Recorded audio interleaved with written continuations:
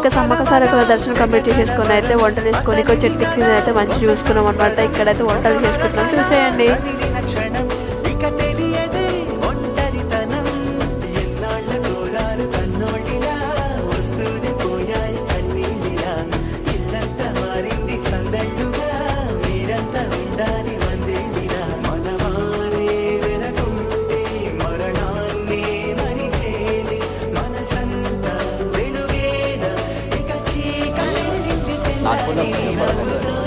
పట్టుకొని కలపాలి, అట్లా కలపొద్దు.